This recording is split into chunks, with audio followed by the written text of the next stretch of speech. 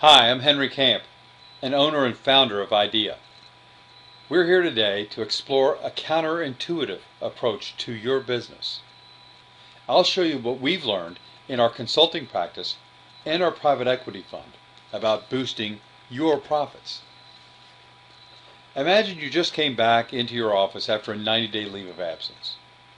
Order fill rates are well over 99%. There are no shortages of products that your people are scrambling to resolve. In fact, the office is noticeably more calm and employees are smiling.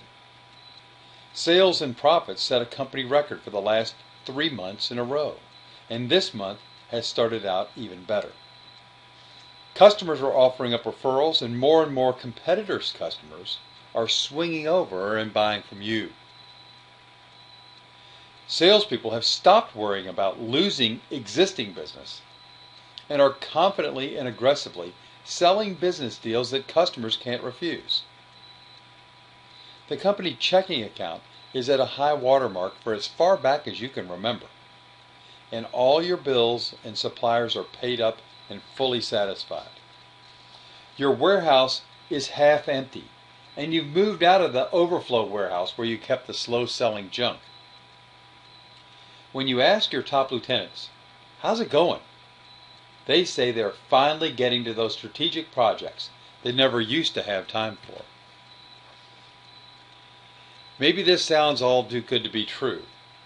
Maybe so, but a distribution company we bought for our private equity fund the Wednesday after Christmas 2012 has already earned over double last year's net profits in just the first third of 2013.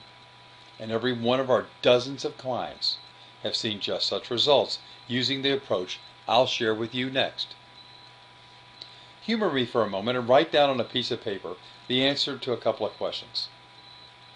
How much would these changes, the ones we've just been discussing, increase the value of your business? Last, write down something big that you would afford for yourself if this happened. Yet the reality is, there are many things standing in your way. It isn't likely to happen, especially without you there to lead the way. In fact, the reality can be frustrating, but we hate to admit it, don't we? Maybe you tell yourself that the chaos in your business is normal, that you're good at multitasking. You think it'll get better. It has to, right? Taking a weekend off will recharge your batteries. Nobody else has all their products in stock either. Volume will make up for declining margins. Plowing all the profits back into the business for all these years will pay off. Maybe the bank won't worry about your debt inventory and will allow you to go deeper in debt. Maybe your family will stop expecting more of your time. You're tough, right? You can handle it. Not everybody can run a business. Think about this. What are your company's points of differentiation? And can your competitors claim the same things? Because if they are claiming the same things, then how are you really different? Or how would that market know you're different? If your answer is conventional, we have the best suppliers, the best sales force, the most inventory, the quickest delivery, then being the best is easy. You simply outspend the competition until customers not only notice, but really care. Can you afford to win conventionally? Can your customers, the ones that buy commodity products, afford you? If you have a higher cost of operation, how much business would you lose on price? Spending to differentiate is intuitive. Everybody gets that. Yes, there is an easier, less expensive way to make you the big dog. Remember at the beginning I mentioned a counterintuitive approach? Your headaches come from the intuitive approach because that's where the competition naturally gravitates. You just need to master approaches, all counterintuitive. Otherwise, they wouldn't still be secrets. In distribution, a salesperson comes in with an order. The first question is, what's the margin? If the percent gross profit is above your average, you smile. Then you ask if the amount of purchases per year are significant. The bigger the two are, the louder the praise. But flow is the right metric. Flow forces you to consider your balance sheet, not just your income statement. The secret is shortening the time inventory stays inside your company, whether it's in the form of physical stock or accounts receivable, which is, after all, just inventory that the customer hasn't paid for yet with a little bit of profit on top. Hey, how do you pay your sales force? On sales? Or gross profit? Or flow? Maybe that's why you're getting what you're getting.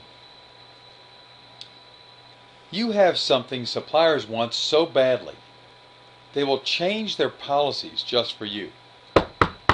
I'm knocking on wood as I say this. I have a 100% success rate in getting suppliers to work in a new way that helps you improve turns and stockouts. The third secret is how to craft and deliver an offer to the marketplace, to the customers you really want, so that they will be unable to resist it. It's what we call a mafia offer. Because all three approaches are counterintuitive, your competitors will refuse to copy your offers. It will be all you.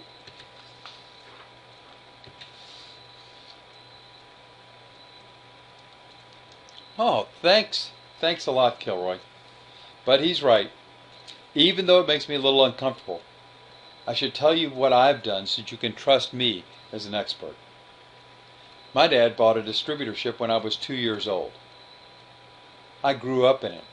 I filled in for the drivers during my summer vacations from high school. I've worked in the receivables and payables departments. I took orders and typed invoices. I wrote our ERP system from scratch, and it lasted over 30 years. I bought Dad out when I was 28 years old. We were early adopters of RF scanners and barcoding in the warehouse. Together with our brilliant IT director, we wrote a warehouse management system and implemented processes that allowed us to keep inventory accuracy to 6 sigma. That's 4 errors per million inventory locations. I was a salesman. I managed the sales force. I ran the company, and we grew over 25 times. Later, I founded IDEA, a third-party logistics company that ran warehouses in 6 countries. We hired Dr. Ellie Goldratt, who became my friend and guru. With his ideas, we developed Elucidate, our flow methodology, to help our clients from stocking out. We expanded into consulting. Our first client was my own distribution company. At that time, we had about 6 inventory turns. $750,000 of that was dead inventory. Shortage levels were enough that we regularly lost customers, and who knows how many orders. With an early version of Elucidate, we got serious about flow. Our 96% fill rates per SKU rose to 99.7%, and the active inventory dropped to 18 days worth, which just happens to be 18 turns. Overall inventory dropped enough that I bought a $2 million house for cash. We parlayed what we earned consulting around the world and started a private equity fund. We buy companies like yours, make them worth a bunch more, and sell them. I easily do a year's worth of work in 9 months and take 3 months off with my family. You can do it too. But it's easier if somebody shows you how. I think the world would be a better place if more of us knew about flow. So I offer to you, for what amounts to budgetary dust. The reason I sought out Ellie Goldratt, the genius that wrote The Goal, was because reading his book changed my life. His theory of constraints says that in a system like your business, there can only be one thing at a time that keeps you from earning more and more profit. Work on other things if you like, but if you focus on your constraint, the results are huge. My motto became, and this is not because I'm lazy, never do today what you can avoid forever. They say that you can become a worldwide expert in anything you want. It just takes 10,000 hours of dedicated effort. I estimate that I've put in about 16,000 hours over 10 years. I assume that you would rather get fast results than slow expertise.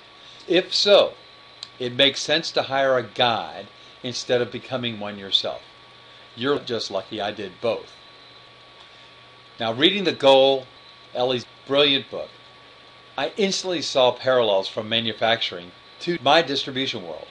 For me, the key was Ellie's notion that there is no additional cost associated with placing another purchase order. When I took accounting in college, I was taught about allocation. Allocation, you know, the little layer of an operating expense that you assume goes with every single related activity in your business. Ellie rightly argued, if you place one more order, what cost went up? The answer sounds like nonsense even as you give it. Well, we know that it costs us $40 per PO, therefore the more we order at a time, the fewer POs we place and the less we spend to buy the products we sell. I can hear Ellie now. Really? In real life, if you place half as many POs each year, who would you lay off? Do any costs go down? If you're old-fashioned and you still print and mail POs instead of emailing them, you might save $250 a year. On the other hand, when you order an SKU every 6 weeks, too often, you run out before the 6 weeks passes again and you're ready to order. You pay thousands of dollars per year to rush products in. Worse, there are hundreds of thousands in gross profit lost when customers buy somewhere else because you don't have what they expect you to have. And don't forget about the chaos that shortens your life. Purchasing costs are fixed, and purchasing folks use computers. Although obvious, this was my aha moment because it makes the EOQ, economic order quantity, totally bogus. It means that max min or reorder point order quantity are bad approaches to inventory management. I had been doing it wrong for 20 years, and so have you. We should have been working to enhance flow, not trying to reduce bogus costs. Flow. It's the leverage point. Enhance flow and you win. Flow and distribution is lovely. When customers want, customers get. The important takes precedence over the immediate. There is no chaos. Employees are happy and morale's high. Inventory keeps moving. There's less dead inventory. There's less surplus inventory. There's less discounting to move the inventory that refuses to move. Plenty of room in the warehouse. Plenty of cash in the bank. Fewer disposals. Fewer write-offs. And profits go through the roof. Lovely. Running out when a customer wants to buy stops your flow of products. Now, you are certainly not stupid. You know it's anything but easy to maintain flow. Think of all the things in your way working against you. For each item I'm going to list here, I'll tell you the intuitive but wrong reason that you live with it. Not just you, everybody. Never write unless it's a fluke. But you have to live with it. How else do you know in advance what to order to meet your customer's needs? Wrong. Shortages cost lost sales, and lost customers. Yet to avoid all shortages would take more inventory than you have money. Wrong. Important orders can arrive late, but switching suppliers guarantees no better results. Didn't you already pick the best? These big orders can wipe out inventory for regular customers. But small orders drive up your costs, and if you don't offer a low price for big orders, a competitor will. You bring in stock, but orders get canceled and are often delayed.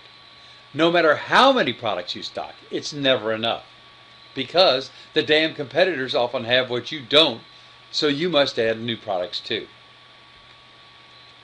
Competitiveness declines when you don't have time for strategic work, like finding lower costs, more reliable suppliers, or better quality products. But further increasing order quantities makes turns go down, and shortages become more likely and can last for longer.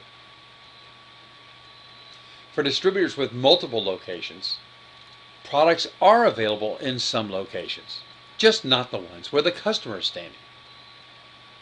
Let me tell you a story. We just started a major on-site consulting contract with a distributor, about $100 million in sales, with 14 locations. They have great data. Over the last 3 months, they filled 65,000 orders. Of those orders, 23,000 transfers were required to fill the orders complete. That's 250 transfers per day. What does that cost per year? Distributors let their statistics work against them. Conventional thinkers try to believe that there's information in the numbers that will help them. I say try, because they know it won't work. But you know what your business is really like. After all, things like weather affect it, and no one can predict weather far enough in advance to order from your suppliers and get product in before it changes. Actual consumption is further masked by any inventory held by your customers. When they buy, you can't tell if they need it now or just stocking up.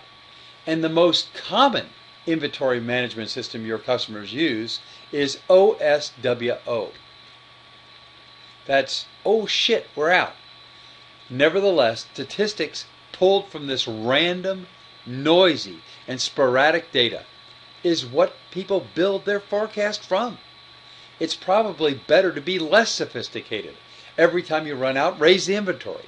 Ellie's admonition was, don't play in the noise.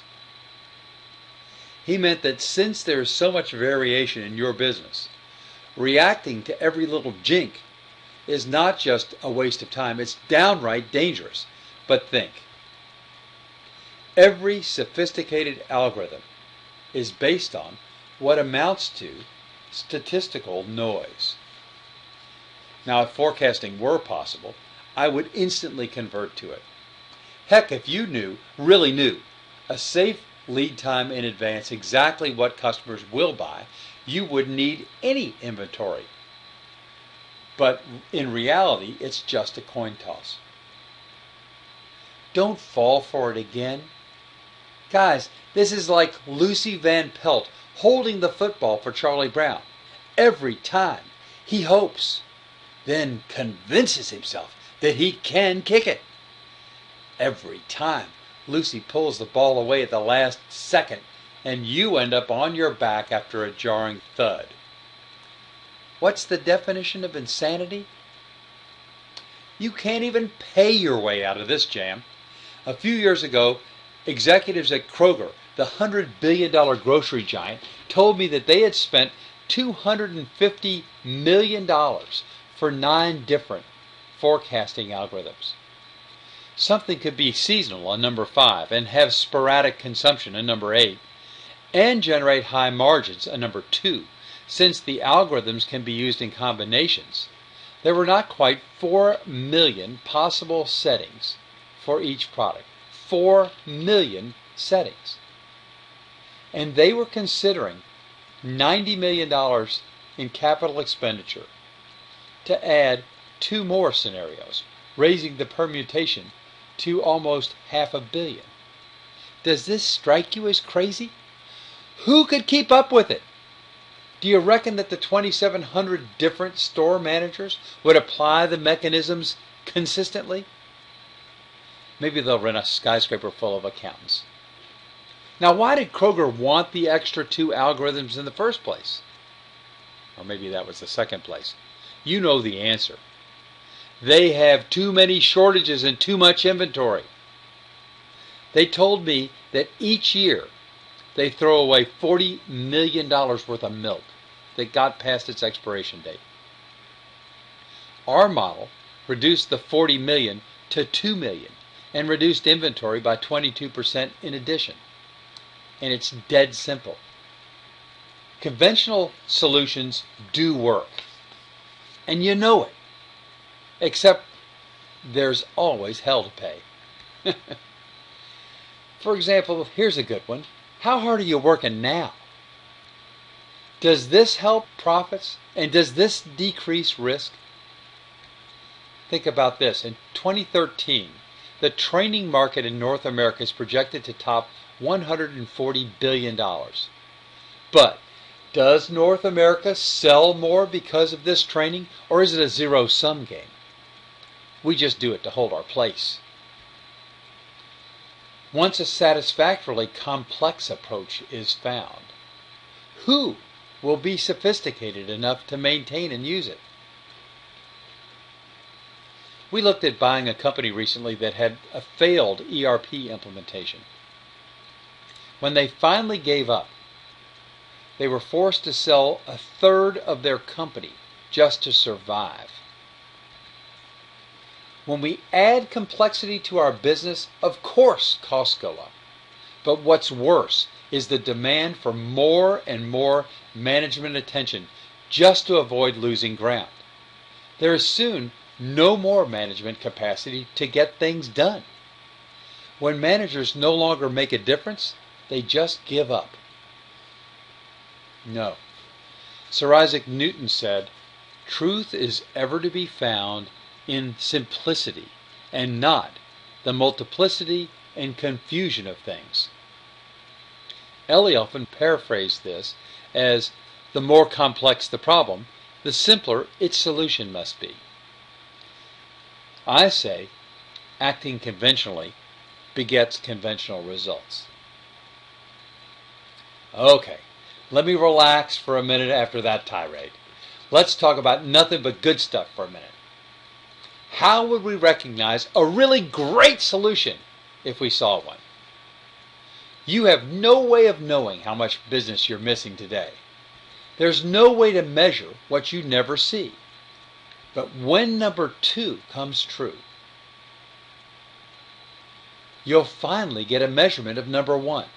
Plus you get cash, a half-empty warehouse, and less chaos, which made managing impossible. That means the cost of implementing is less than the savings. You live under enormous risks right now. One big customer bankruptcy or lawsuit would put many of you under. A good solution makes you safe. A new way must be easier to implement and to live with than the current way. It can't require more discipline. After all, we're only human. Lastly, you should know right away that you're on the right track. Unlike a new software implementation like we just discussed, which you always worry will kill you. Good list, huh? Don't you ever get tired of being told no? Let's get rid of the faceless stop man. I'll show you how. You don't need a forecast to succeed. Suppliers will willingly become faster and better. Your own policies cause customers to buy too much at a time. Now the next 2 are true facts of life, but you can turn them into a competitive edge. You can also take the clerical drudgery out of purchasing and do a much better job. The purchasing department will drive profits and sales. your cross shipments can drop by a factor of 10. Conventionally, this is impossible. So let's make you different. After all, being the best is different. Let's take a closer look at how to overcome the problems that truly exist in your business environment. What you have to give up is the basic thing that again and again steers you wrong. The thing that keeps you conventional. Think about it. How do you decide to accept or reject every new idea? What one metric do you apply to make sure the idea will make you money? Pat yourself on the back if you said efficiency. All of these actions are focused on increasing your efficiency.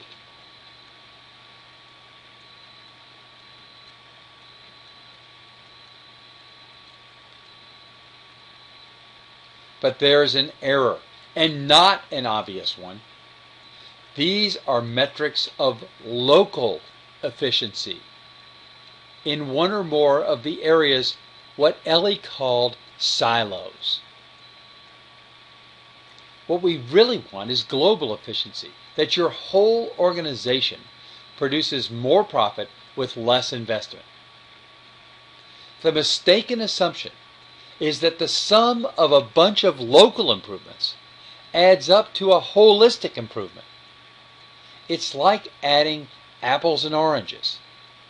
You can put them together, but they never integrate into one superfruit. The correct perspective is that a holistic, company-wide efficiency is an outcome, a result, not something you get from direct action. Let me explain what I mean. You can't improve your company by firing every fourth employee.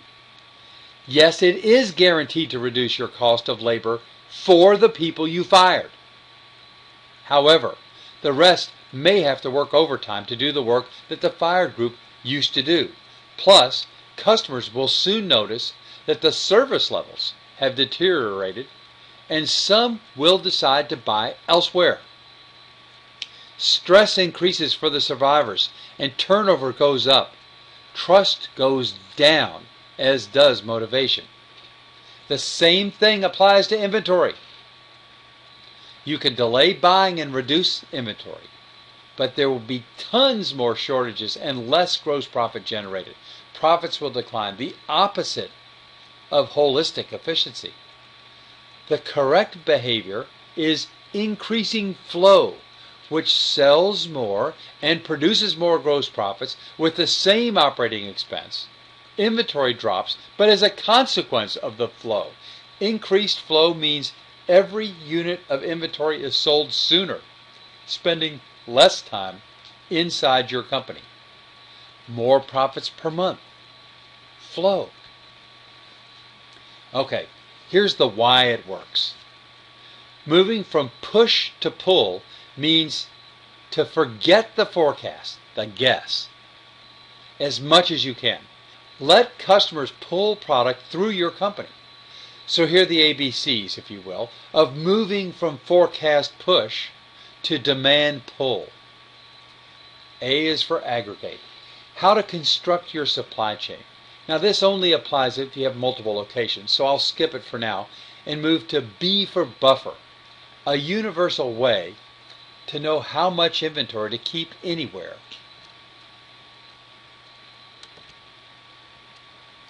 A buffer is a shock absorber that allows you to tolerate late deliveries and heavier than usual demand without running out. Think of a buffer as a defensive stockpile that's good enough to last until reinforcements can arrive. Now, I have to stop you from thinking conventionally if you're going to understand this properly. When I said until reinforcements arrive, you thought until I can order and get more in from the supplier. But that's not what I meant at all.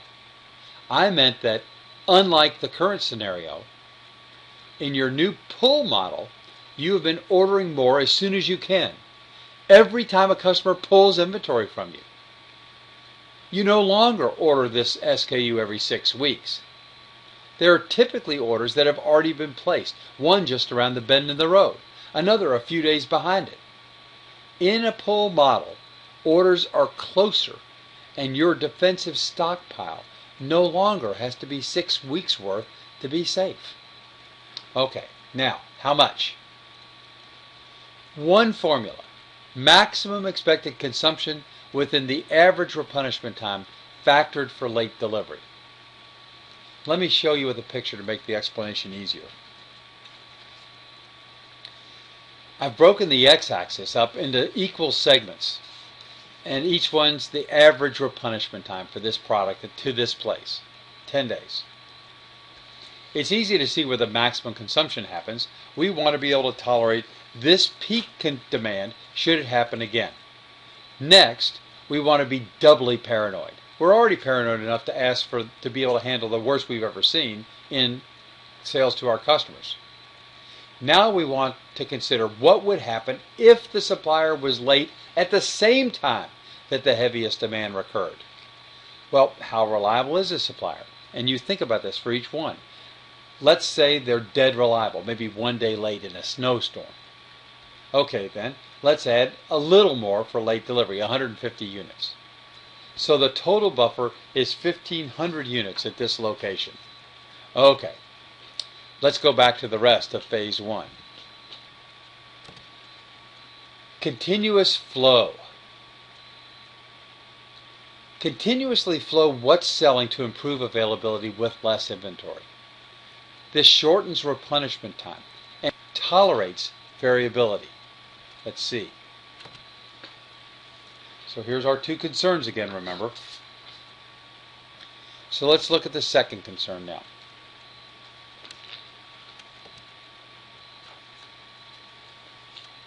Continuous flow comes in two parts.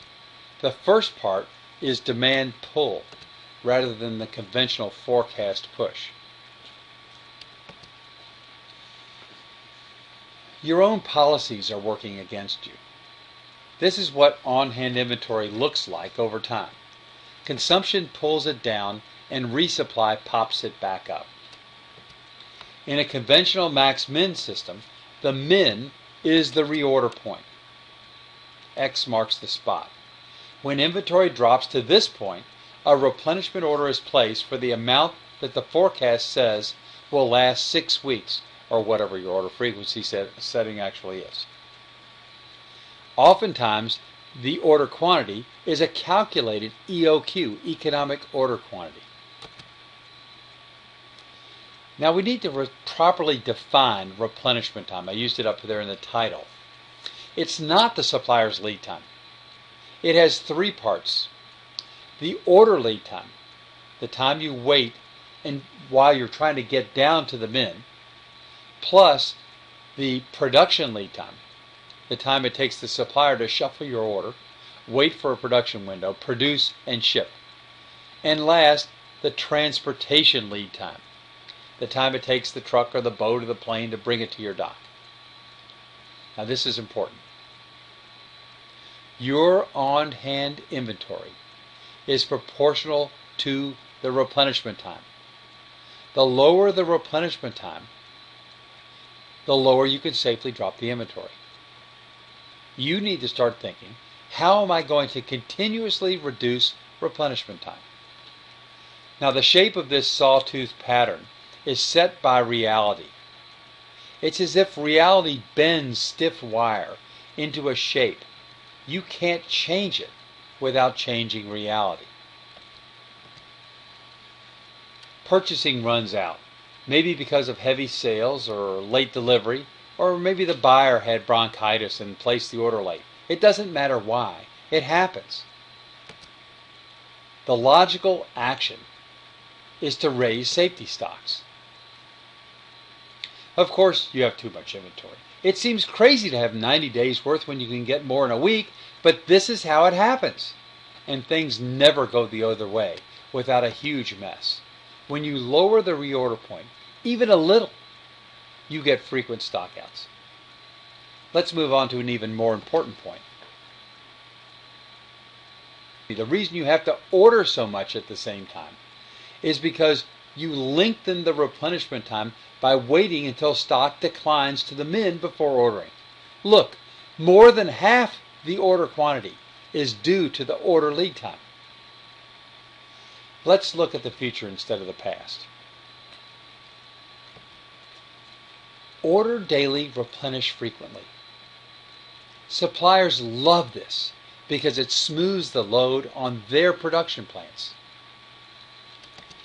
Again, I have to save you from conventional thinking, which might keep you from understanding.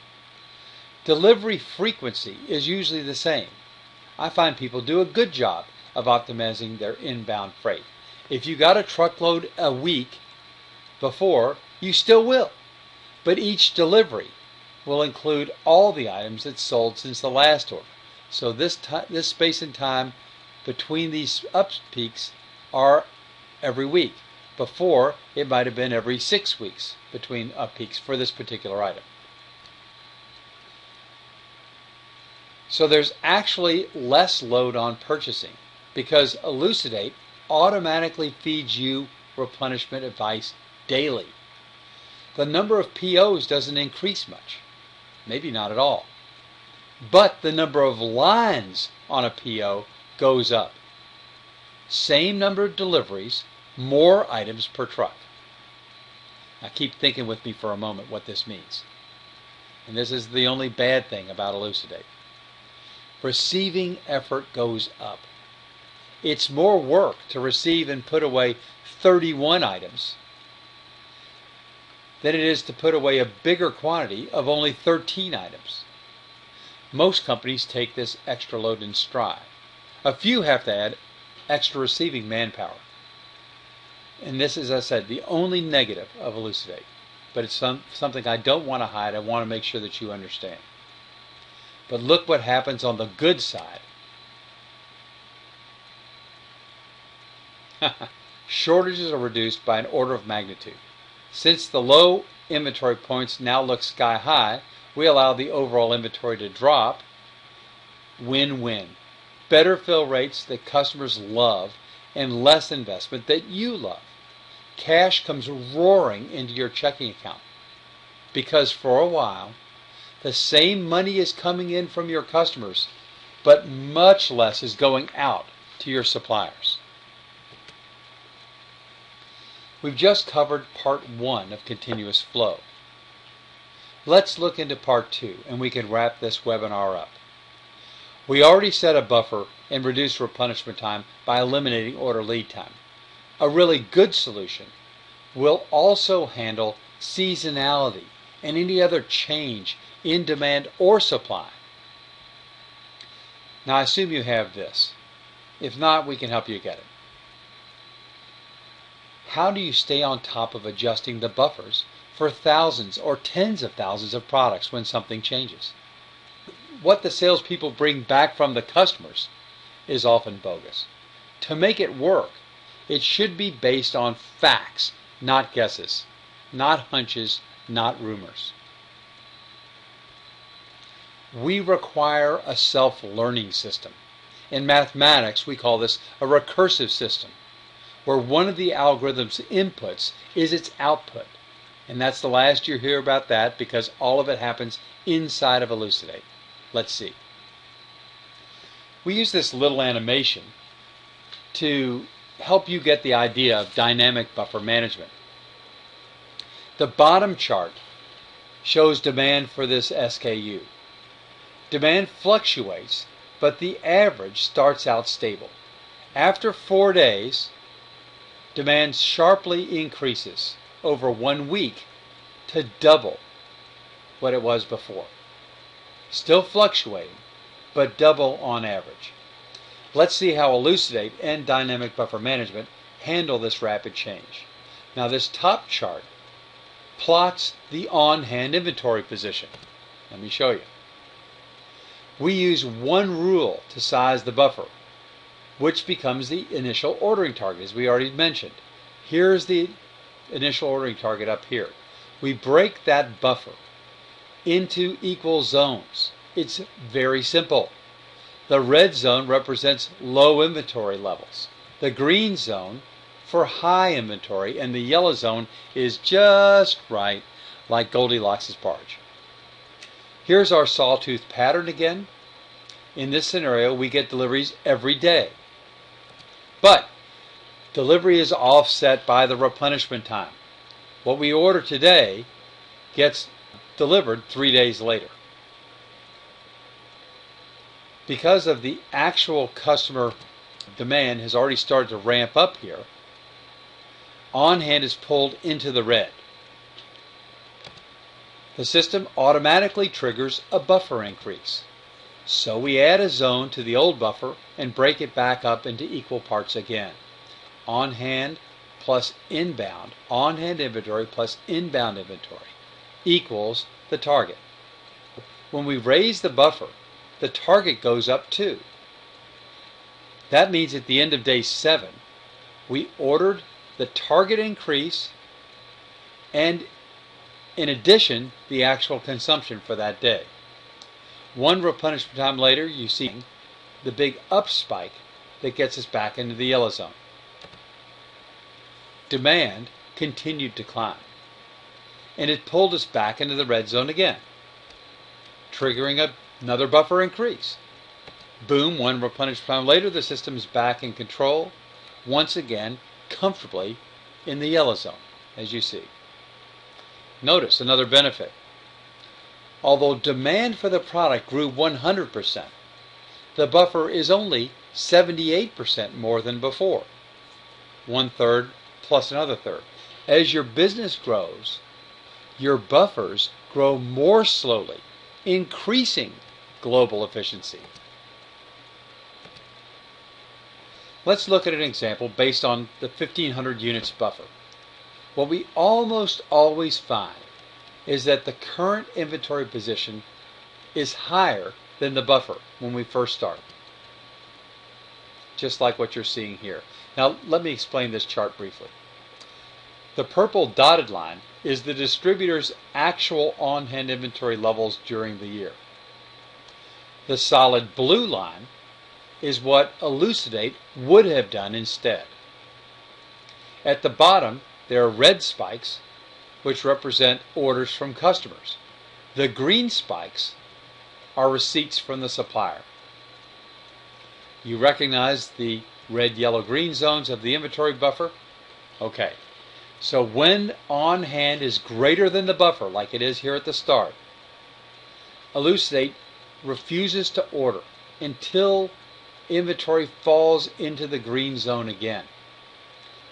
The result is that on-hand levels drop right into control, mostly in the yellow zone. Now, there's a shortage here under conventional management, the purple line.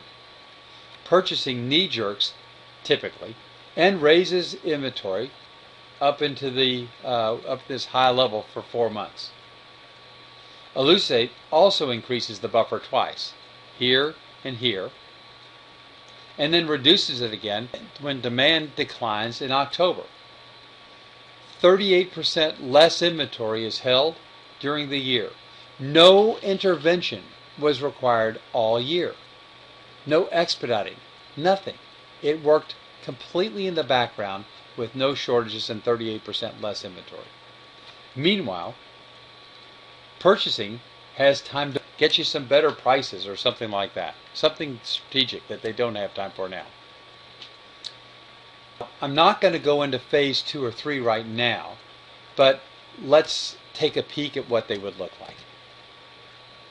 There's a whole section dealing with suppliers, which improve things to almost perfect.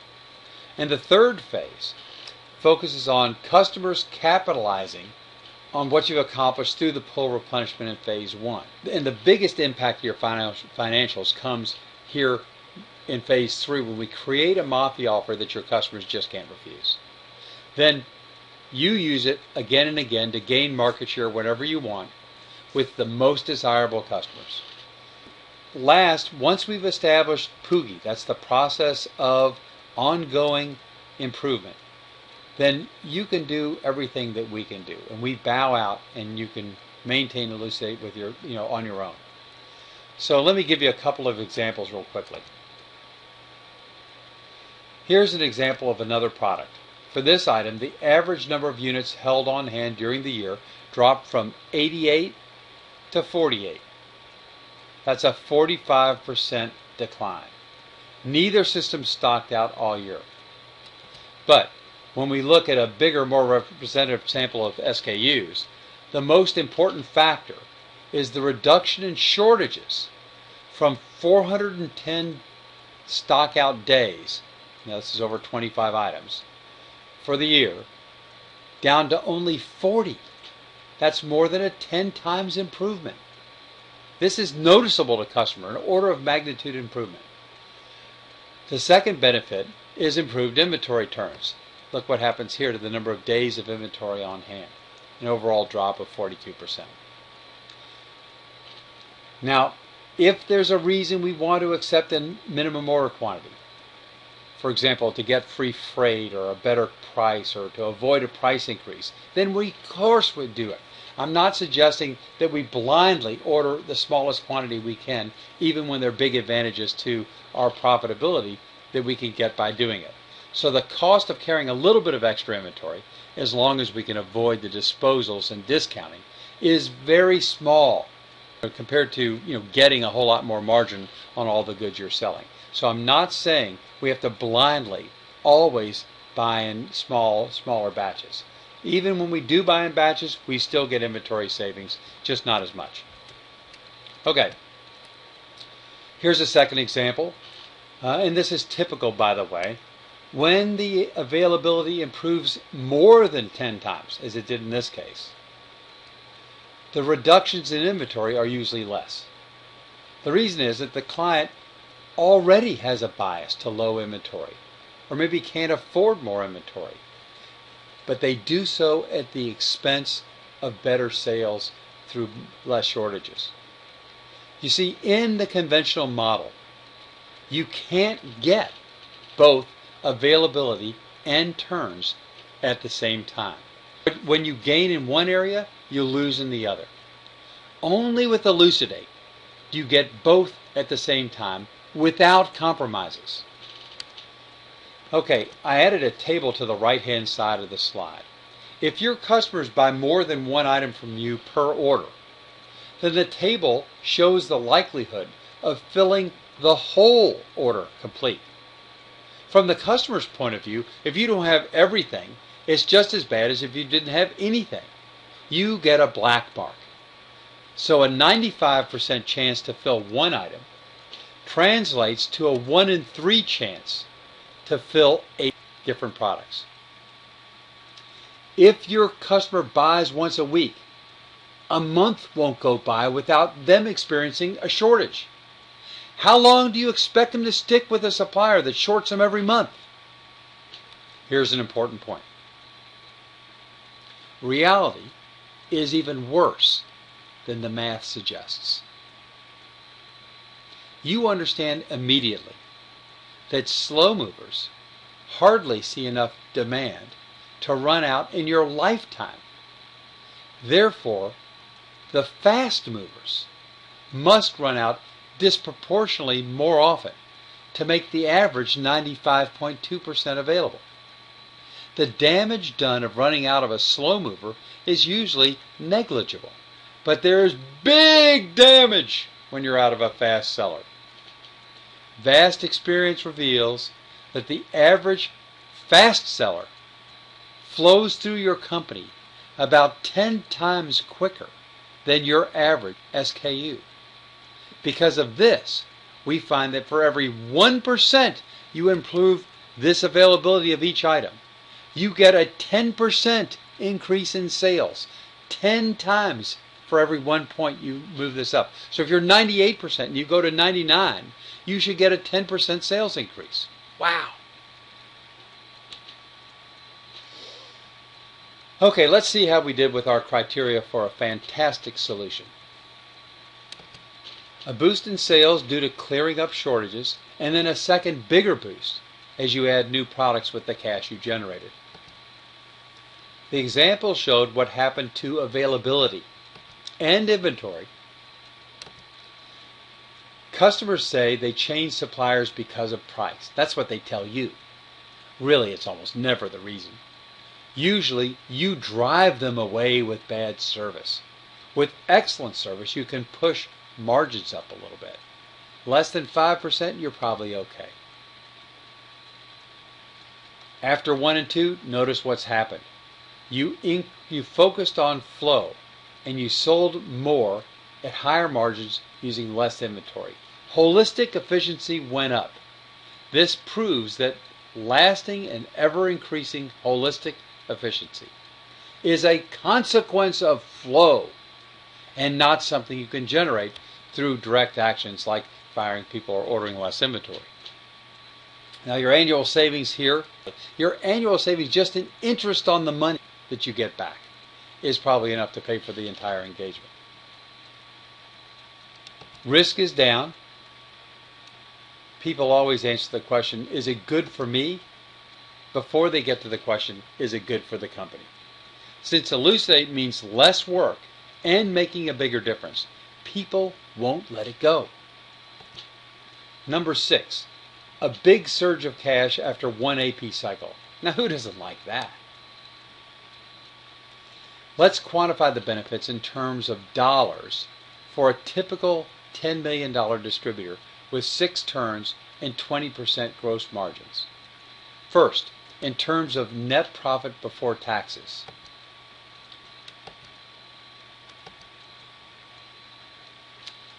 $200,000 to $400,000 because of the improved availability. Another $120,000 to $420,000 because of increased margins, increased gross profit due to prices going up. And the savings, let's say, over cost might be $30,000 to your benefit. Now what about the cash? $600,000 in cash. This table summarizes the benefits to our $10 million distributor.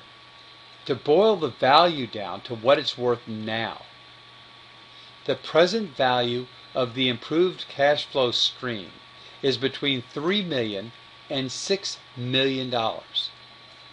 Now when we started, the first question I asked you to write down was how much more your company would be worth if all those great things came true. Compare your number. How close were you? I bet you guessed low.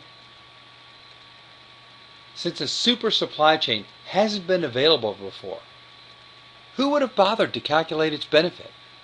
I'm the one that knows it's available. I'm the one that's obliged to make the calculations. That's a lot of dough. It may seem strange, but the reason to do this is not for the money. It's one of these things I put up, or something else you may think about yourself. Pick the one thing that resonates the most for you.